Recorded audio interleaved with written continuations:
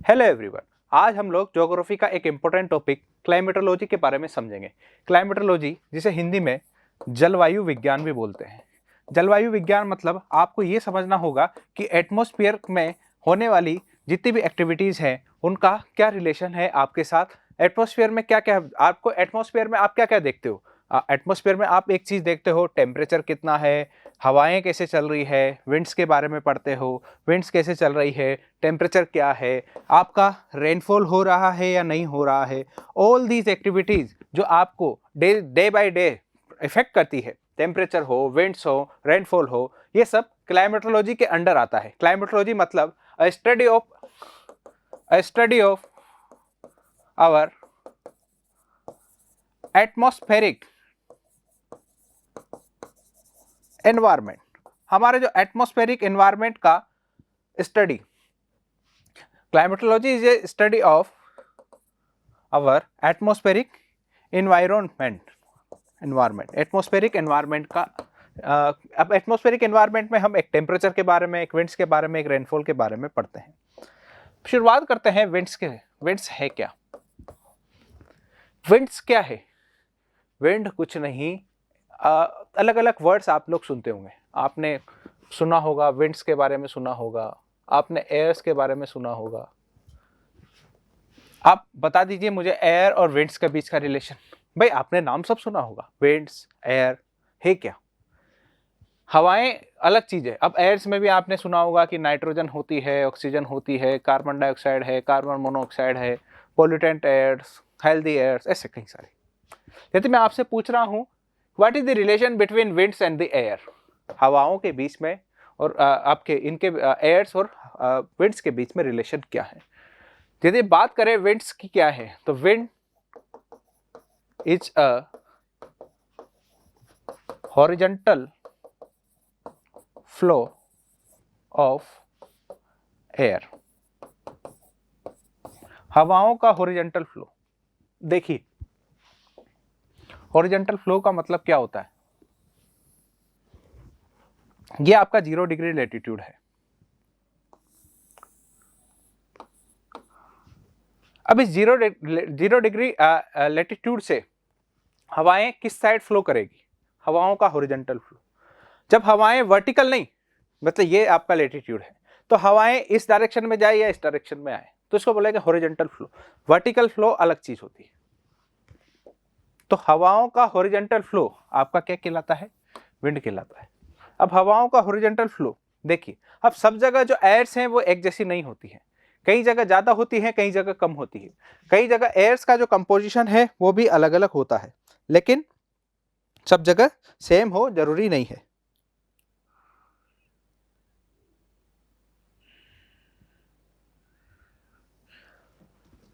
हमने यहाँ पर ग्लोब बनाया था, एक ग्लोब बना के दिखाया आपको। ये पूरा ग्लोब है। इस ग्लोब पर ये 0 डिग्री है, ये आपका 23 डिग्री हाफ है, ये 90 डिग्री है आपका, ये 90 डिग्री नॉर्थ है, ये 90 डिग्री साउथ है। पूरे के पूरे ग्लोब को हम इक्वेटर के हिसाब से 2 पार्ट में डिवाइड करते हैं।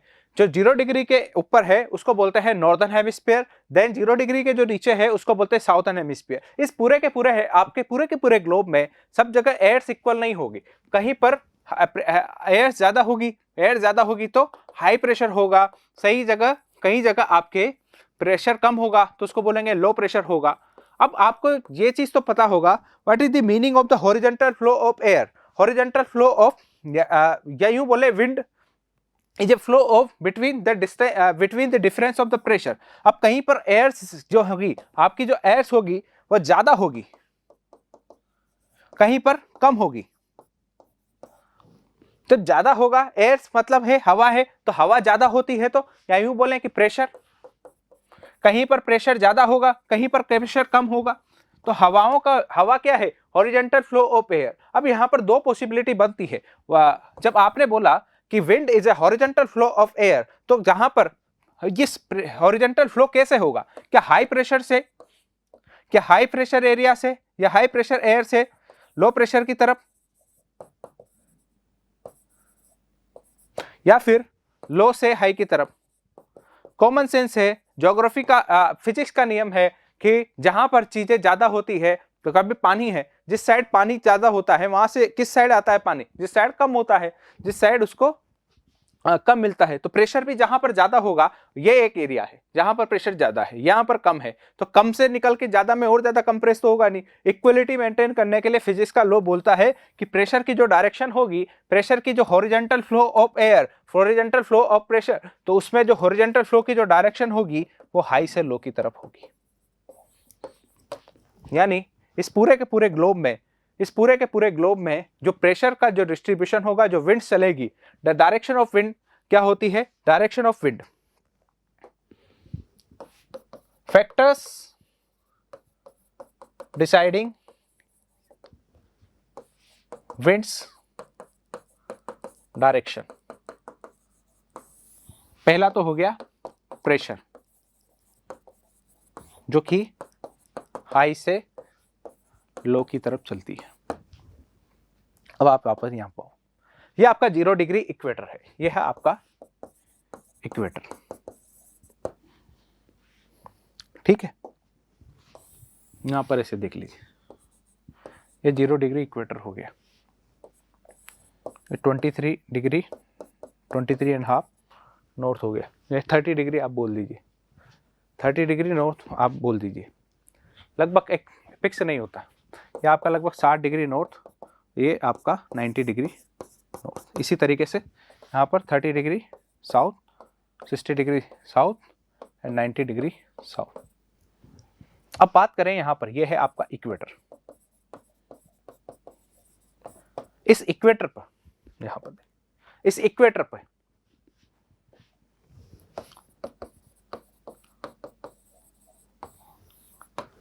पर क्या होता है, हमेशा इक्वेटर पे सन की रेज होती है, हमेशा सन की रेज होती है भाई। सूरज की किरणें जो होती है वो हमेशा इक्वेटर के नियर होती है, या तो थोड़ा बहुत नॉर्थन साउथर्न शिफ्ट होता है, लेकिन हमेशा साल भर यूं मान लिए इक्वेटर पे सन की रेज का इफेक्ट होता है। जब सन की रेज ज्यादा होगी तो equator is a high temperature area. जब हाई टेम्परेचर होती है और यदि ये इक्वेटर की सरफेस है और यदि ये वाला जो इलाका है ये आपका क्या हो गया, हाई टेम्परेचर, तो हाई टेम्परेचर के पे इक्वेटर की वजह से यहाँ पर जो भी एयर इसके पास इसके कांटेक्ट में आती है, भाई सरफेस है, हवा कहाँ रहती है, एटमॉस्फेयर में, ये सरफेस है, तो इस सरफेस के ऊपर जितनी भी एयर इसके कांटेक्ट में आएगी, तो इस सरफेस, ये तो हीट कर रही है, हीटिंग, तो इसके सरफेस में जो भी आएगी, वो जो भी विंड, जो भी एयर इसके में आएगी, वो कैसी हो जाएगी, वार्म, गर्म हो जाएगी, और गर्म होके हल्की होगी, हल्की होके इसका ऊपर हवा में उठेगी। जब हाई टेम्परेचर के वजह से जो विंड होती है इक्वेटर से ऊपर की तरफ उठती है, जब हवा का ट्रांसफर यहाँ से यहाँ पर हो रहा है, तो नो डाउट यहाँ पर क्या बन रहा होगा, विंड का ट्रांसफर यहाँ से हो रहा है, तो सारी की सारी एयर कहाँ चल रही है, ऊपर शिफ्ट हो रही है, तो यहाँ पर क्या क्रिएट हो रहा होगा, एक लो प्रेशर वैक्यूम। तो इक्वेटर हाई टेम्परेचर एरिया आपको यूँ बोले लो प्रेशर क्रिएट हो रहा होगा।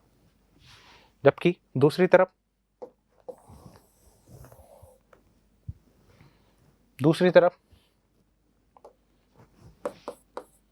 पोलर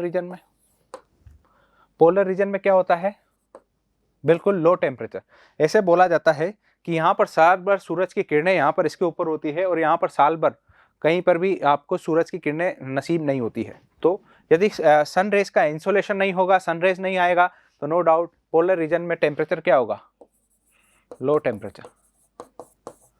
यदि टेम्परेचर लो होगा तो एयर क्या होगी, कंप्रेस होगी। भाई टेम्परेचर कम होता है तो आपकी जो एयर होगी वो उस इलाके में, यानी पोलर रीजन की जो एयर होगी वो क्या होगी, कंप्रेस होगी। और यदि कंप्रेस एयर ज्यादा कंप्रेस होगी तो फिर एयर एक साथ कंप्रेस होगी, तो वो क्या बनाएगा, high pressure area, high pressure area. तो यहां पर आओ, तो इक्वेटर क्या हो गया, it is a low pressure area, ठीक है। और ये क्या हो गया, आपके हाई प्रेशर एरिया। इसको बोलते हैं हाई प्रेशर एरिया बोल दीजिए, या हाई प्रेशर बेल्ट बोल दीजिए।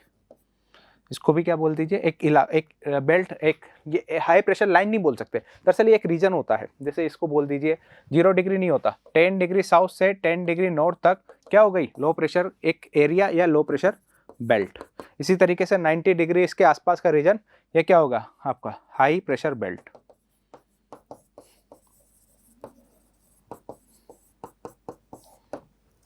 ठीक है, अब यहां पर आइए आप, ये सरफेस है और ये आपकी सरफेस हो गई, और ये हवा की बात कर रही है, ऐसे ये सरफेस इसके ऊपर 0 डिग्री नॉर्थ पे जो भी हवा इसके कांटेक्ट में आ रही थी, यहाँ पर हाई टेम्परेचर की वजह से वो कहां पर जा रही थी, ऊपर की तरफ जा रही थी। तो यहाँ पर तो क्या हो गया था, लो प्रेशर, और यहाँ पर कहीं हवा ऊपर एक सर्टेन हाइट पे क्या आएगा, हाई प्रेशर। अब हाई प्रेशर से लो प्रेशर की तरफ, वे ये तो हो गई सरफेस की बात, ये हो गई आपके अबव द सरफेस की बात, लगभग एक सर्टेन हाइट पे, कुछ किलोमीटर हाइट पे। यहाँ से हाई प्रेशर से चीजें यहाँ से डाइवर्ट होगी, भाई हाई प्रेशर हो गया तो इधर चलेगी, कहीं ना कहीं इधर चलेगी। आइडियलिस्टिक बात तो ये है कि यहाँ पर क्या है, यहाँ पर क्या है 90 डिग्री पे हाई प्रेशर, और यहाँ पर भी क्या है हाई प्रेशर, तो नो डाउट यहाँ पर भी क्या आ रही होगी, यहाँ पर क्या आ रही होगी, विंड उतर रही होगी कहीं ना कहीं, लो प्रेशर से यहाँ पर विंड आ रही होगी, इसी तरीके से विंड आ रही होगी। एक तरीके से तो ये लग रहा है कि यहाँ पर हाई प्रेशर है तो ये विंड ऐसे आ रही होगी, ये विंड ऐसे कुछ ऐसे कहीं आ रही होगी, और ऐसे कुछ हो रहा होगा, यहाँ पर लो प्रेशर बन रहा होगा, सॉरी यहाँ से हाई प्रेशर है तो यहाँ पर से विंड जा रही होगी, और यहाँ से हाई प्रेशर से विंड निकल रही होगी, तो यहाँ पर कहीं ऐसे आ रही होगी। लेकिन अर्थ के रोटेशन की वजह से ऐसा पॉसिबल नहीं हो पाता है। यहाँ पर देखिए आप,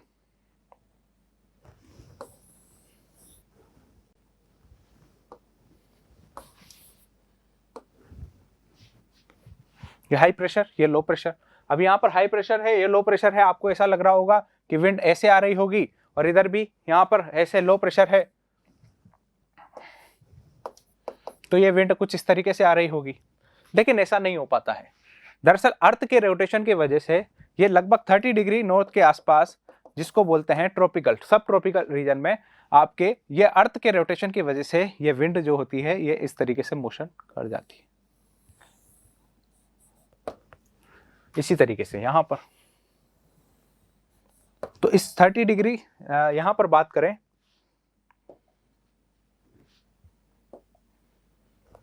तो यहां पर कहीं अर्थ के रोटेशन की वजह से विंड का नीचे फ्लो हो जाता है, तो इसको क्या बोलेंगे हम, इसको बोलेंगे आपके सब ट्रॉपिकल बेल्ट।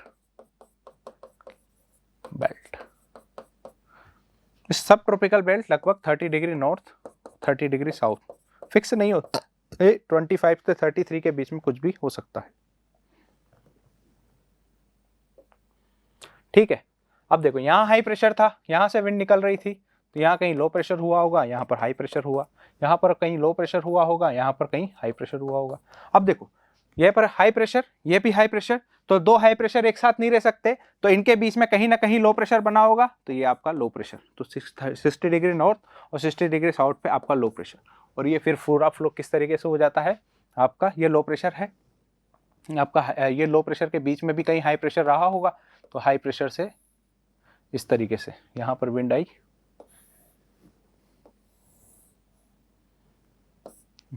हाई प्रेशर,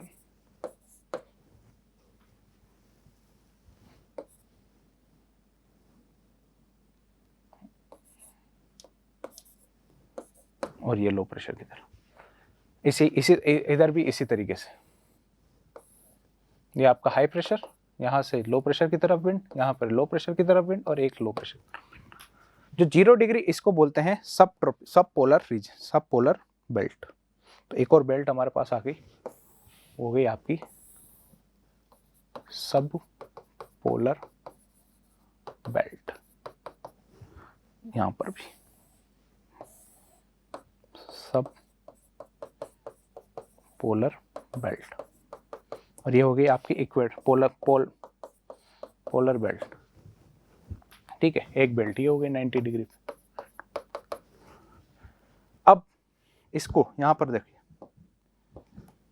इस 0 डिग्री इक्वेटर और सब ट्रॉपिकल बेल्ट के बीच में ये एक सेल बनी, तो इसको बोलते हैं हेडली सेल, और इधर भी हेडली सेल, इसको बोलते हैं सब ट्रॉपिकल सेल, और इसको पोल सेल बोल देते हैं। ये इंपॉर्टेंट नहीं है आपके लिए हेडली सेल, काफ़ी डिटेल्स में आईएएस के लेवल पे जाके ये सब पूछते हैं हेडली सेल्स वगैरह। यहाँ पर आइए, एक और चीज़ आपको समझता, ये लो प्रेशर एरिया, ये हाई प्रेशर एरिया, अगेन ये लो प्रेशर एरिया, ये हाई प्रेशर एरिया, ये हाई प्रेशर एरिया, ये लो प्रेशर एरिया, ये अगेन हाई प्रेशर एरिया। तो आपको ऐसा लग रहा होगा कि हाई प्रेशर से लो प्रेशर की तरफ विंड की डायरेक्शन होती है, हमने बात भी करी थी यहाँ पर देखिए,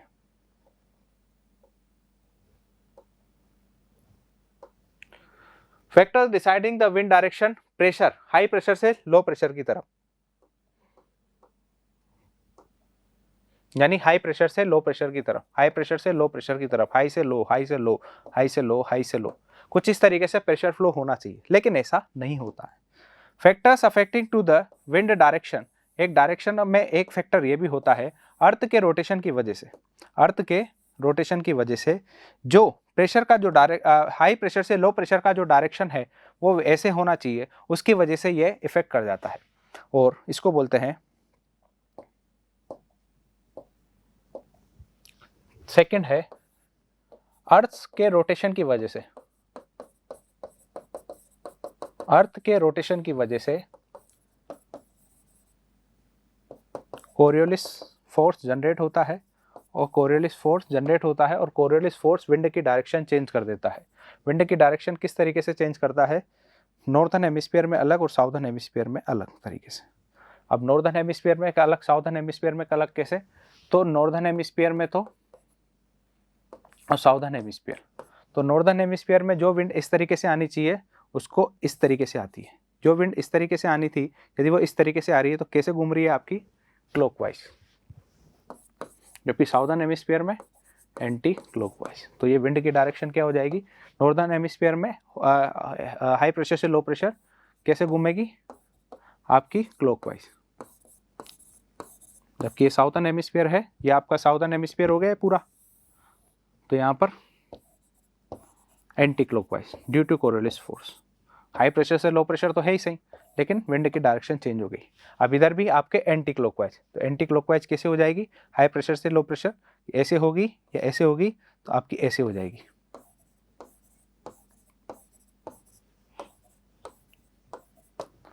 ठीक है, जबकि इधर ऐसे हो जाएगी, जबकि इधर आपके सब ट्रॉपिकल रीजन से सब पोलर रीजन की तरफ जो हाई प्रेशर की तरफ विंड बजेगी उसकी क्लॉकवाइज, तो उसकी डायरेक्शन कुछ ऐसी हो जाएगी, जबकि इधर इस तरीके से। तो इस तरीके से इसको बोलते हैं बेटा प्रेशर बेल्ट, और इसको बोलते हैं विंड का फ्लो, इसको बोला है प्रेशर बेल्ट। तो कितनी प्रेशर बेल्ट होगी हमारे पास, प्रेशर बेल्ट, प्रेशर बेल्ट कितनी हो गई, 7 प्रेशर बेल्ट हो गई। 7 कौन कौन सी, एक तो होगी equator, equatorial low pressure belt,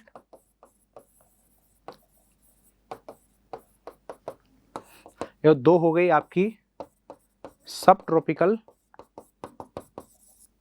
high pressure belt, 2 हो गई आपकी सब पोलर लो प्रेशर बेल्ट, जबकि 2 हो गई आपकी पोलर हाई प्रेशर बेल्ट, जो कि आप यहाँ पे देख भी सकते हो। इक्वेटोरियल लो प्रेशर बेल्ट 2 आपके सब ट्रॉपिकल, एक साउथर्न हेमिस्फीयर में, एक नॉर्दर्न हेमिस्फीयर में, इसी तरीके से अलग अलग हेमिस्फीयर में 2 सब पोलर और 2 पोलर प्रेशर बेल्ट। अब देखो प्रेशर, इस सब की जो डायरेक्शन है साल भर इनकी डायरेक्शन एक जैसी होती है, ये इसी डायरेक्शन में चलेगी, ये इसी डायरेक्शन में चलेगी, कोरियोलिस फोर्स की वजह से इनमें रोटेशन भी सेम होगा, नॉर्दर्न हेमिस्फीयर में क्लॉकवाइज, साउथर्न हेमिस्फीयर में एंटी क्लॉकवाइज, इसका आपका देखने को मिलेगा। अब ये साल भर इनकी विंड्स एक डायरेक्शन में होती है। यहां पर एक और चीज है, वो है आपका टाइप्स ऑफ विंड। विंड को 3 तरीके से समझा जा सकता है, विंड 3 तरीके की होती है। एक होती है प्राइमरी विंड्स, जिनको प्लैनेटरी विंड्स भी बोला जाता है। एक है आपकी सेकेंडरी विंड्स, जिनको पीरियोडिक विंड्स भी बोला जाता है। एक होती है आपकी लोकल विंड्स, जो कि किसी स्पेसिफिक एक इलाके में ही चलती है। प्राइमरी विंड्स की जो डायरेक्शन है पूरे साल, जो डायरेक्शन होती है पूरे साल सेम होती है, जबकि ये एटलीस्ट वन टाइम, एक बार या ज़्यादा टाइम भी हो सकता है, इनकी डायरेक्शन तो एक बार साल में चेंज होगी ही होगी। जो लोकल विंड्स भी दो तरीके की होती है, एक होती है कोल्ड, एक होती है वार्म। कोल्ड का एग्जांपल हो गया आपका जैसे मिस्ट्रल, बोरा। वार्म का एग्जांपल हो गया आपका चिनुक। हमारे राजस्थान के में एक विंड चलती है लू। अब लू केवल क्या है, लोकल विंड्स, राजस्थान की लोकल। इसी तरीके से चिनुक है, वार्म है, तो एक कोल्ड भी हो सकती है, वार्म भी हो सकती है। प्लैनेटरी विंड्स जिनकी डायरेक्शन साल भर सेम रहती है, यहाँ पर आप देखिए इन सबकी डायरेक्शन साल भर सेम है। मैंने नहीं बताया कि गर्मी में अलग होगी, सर्दी में अलग होगी। तो ये जो विंड्स चल रही है आपकी यहाँ पर, ये सारी जो होती है इन्हीं को बोलते हैं प्लैनेटरी विंड्स। तो प्लैनेटरी विंड्स यहाँ पर तीन तरीके की हो गई। एक जो कि सब ट्रॉपिकल से इक्वेटोरियल लो प्रेशर की तरफ चलती है, दूसरी सब ट्रॉपिकल से सब पोलर की तरफ चलती है, तीसरी आपके पोलर हाई प्रेशर एरिया से सब ट्रॉपिकल लो प्रेशर एरिया की तरफ चलती है। तो प्लैनेटरी विंड्स का एग्जांपल या प्राइमरी विंड जिनकी डायरेक्शन साल भर सेम रहती है, ये रहा।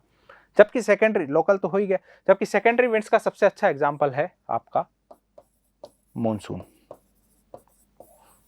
मॉनसून की डायरेक्शन एटलीस्ट साल में एक बार तो चेंज होती ही होती है। देखिए कैसे, अभी इंडिया के कंटेक्स्ट में ही बात करें, आप देख एक हेडिंग डालिए, इंडियन मॉनसून। इंडिया के मॉनसून की बात करें तो इंडिया का मॉनसून का ओरिजिन कैसे होता है, सारी चीजें आपको यहाँ पर समझनी होगी।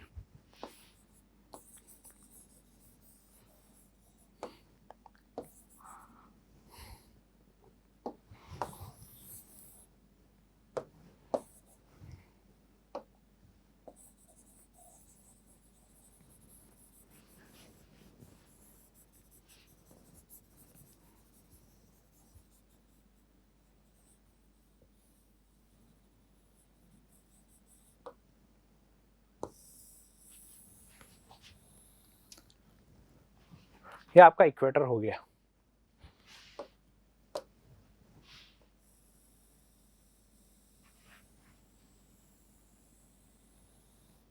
ठीक है, अब देखो मॉनसून क्या है, सेकेंडरी विंड्स है।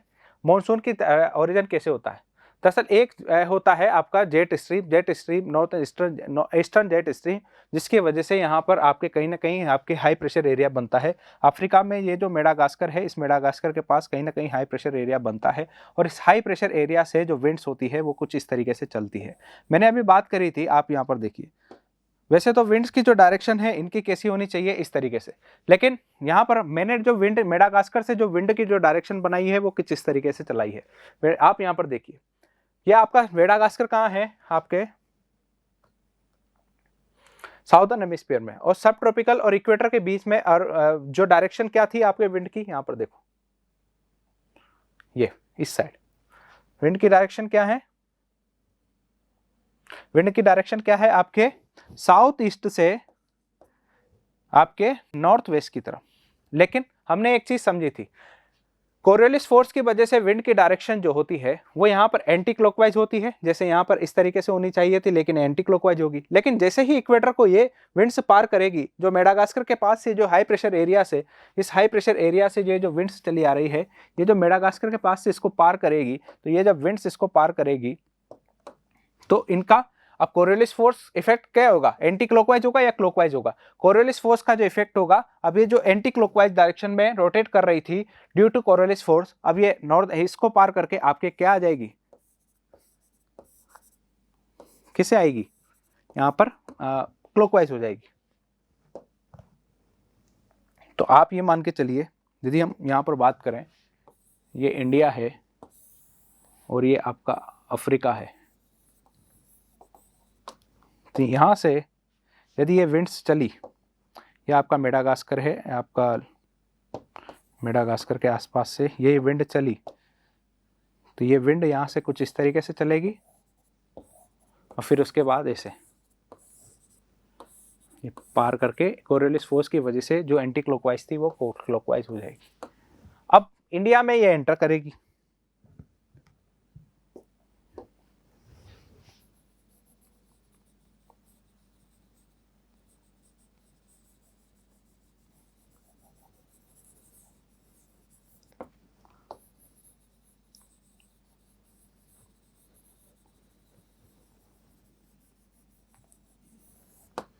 अब जब इंडिया में एंटर कर रही थी तो कुछ इस तरीके से एंटर कर रही थी। देखिए यहां से कहीं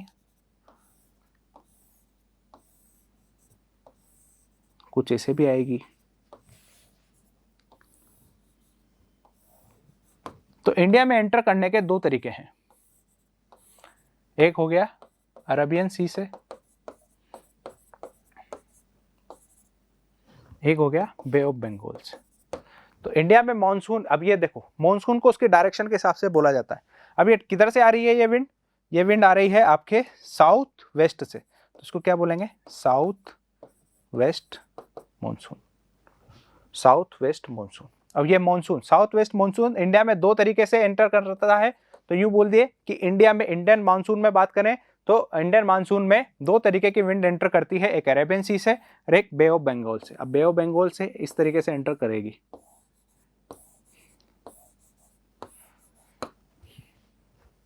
तो यूं बोलें विंड्स की बात करें तो विंड आपकी मानसून की जो ब्रांच होगी, ब्रांचेज ऑफ इंडियन मानसून दो तरीके की होगी। एक तो होगी जो अरेबियन सी से एंटर करती है, एक आपकी बे ऑफ बंगाल ब्रांच। अब देखो ये अंडर ऐसे एंटर करेगी, यहां पर कहीं ना कहीं ऐसे एंटर करेगी। इसकी वजह से अब ये चूंकि ये समुद्र को पार करके आ रही है, चूंकि ट्रॉपिकल एरिया है और ये विंड की जो आ रही है साउथ वेस्ट जो विंड से आ रही है, ये अपने कई किलोमीटर, हजारों किलोमीटर के समुद्र को, इंडियन ओशन को पार करके आ रही है। तो इंडियन ओशन का जो इवोपरेशन की वजह से इनमें क्या आ जाता है, इस पूरे के पूरे एयर में क्या आ जाती है, ह्यूमिडिटी आ जाती है, और उस ह्यूमिडिटी की वजह से क्या आता है, रेनफॉल होता है। तो ये ऐसे एंटर करती है यहाँ पर, ठीक है। तो अरेबियन ब्रांच से एक आपके यहाँ पर ब्रांच करती है। मैं आपको थोड़ी देर पहले ये भी समझा रहा था कि इंडिया के जो मानसून की है ये आपकी क्या है, एक तरीके का पीरियोडिक विंड है। तो ये कहीं ना कहीं अपनी डायरेक्शन चेंज करती होगी। ये डायरेक्शन कैसे चेंज करती है, दरअसल यहाँ पर देखिए आप, ये पूरा का पूरा आपका हिमालयन रीजन है, और इस हिमालयन रीजन से पार तो कर नहीं पाती ड्यू टू हाइट। तो हिमालयन रीजन से पार करके ये विंड्स ऐसे टकरा कर जब आपके एक तो रीजन है इससे टकरा के वहीं पर आ जाती है, जब आपके सन रेज का नॉर्थन हेमिस्फीयर से साउथर्न हेमिस्फीयर की तरफ शिफ्टिंग होती है तो ये रेज वापस से रिट्रीट करती है।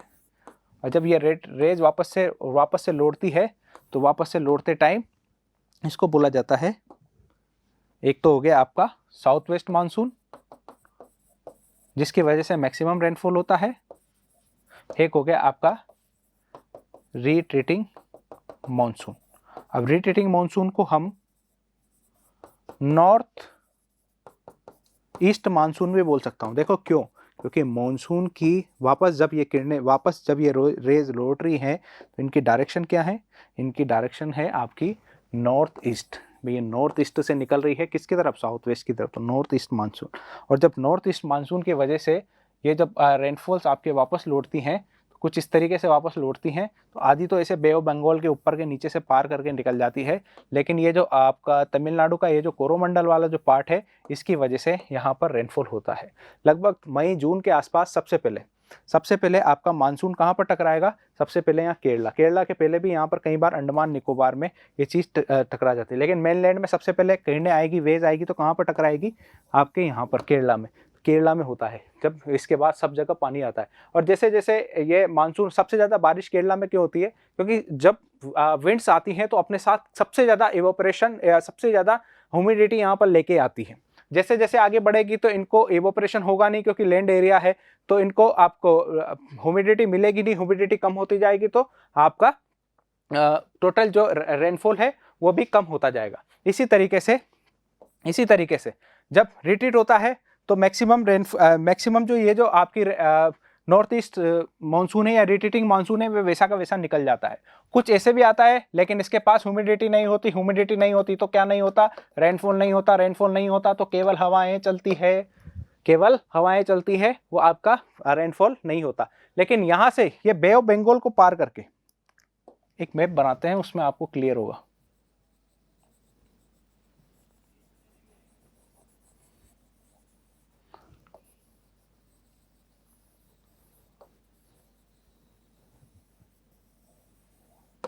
जब बे ऑफ बंगाल को पार करके इस तरीके से आ रही है, अब ये बे ऑफ बंगाल के ऊपर से ट्रीट होकर आ रही है, ये भी ट्रॉपिकल रीजन है, तो बे ऑफ बंगाल के पे जो सरफेस से जो इवेपोरेशन हो रहा है उसकी वजह से इसमें काफी ज्यादा, इस एयर में काफी ज्यादा H2 आ जाता है या ह्यूमिडिटी बढ़ जाती है। और जब ये यहाँ पर जाकर टकराती है कोरोमंडल के कोस्ट पे, आपके साउथर्न आंध्र प्रदेश और पूरा का पूरा तमिलनाडु का कोस्टल इलाका, जिसमें चेन्नई, यहाँ पर आपको अक्टूबर नवंबर में रेनफॉल देखने को मिलता है। ऐसा नहीं है कि ये केवल यहीं से चलती है, विंड्स की डायरेक्शन तो कुछ ऐसे भी रहती है। अब ये हवाएं और इसमें काफी दिन रात का फर्क है, ये ट्रेवल कर रही है बे ऑफ बंगाल की सरफेस के ऊपर से। तो बे ऑफ बंगाल की जो सरफेस का जो वाटर है, जिसके इवोपरेशन की वजह से इनकी ह्यूमिडिटी लगातार बढ़ती जाती है, इनको कोई कहीं पे इवोपरेशन हो नहीं रहा, ये तो केवल सूखे ही चल रहे हैं।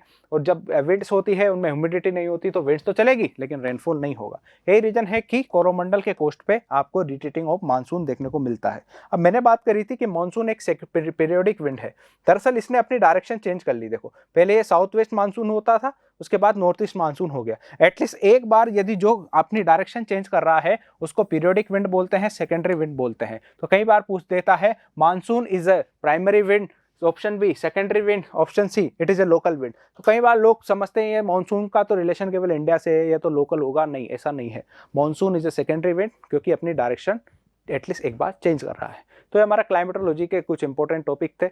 आगे भी कुछ हमारे पास इस पे लेक्चर्स आपको मिलेंगे। आज के लेक्चर में इतना ही था। Thank you.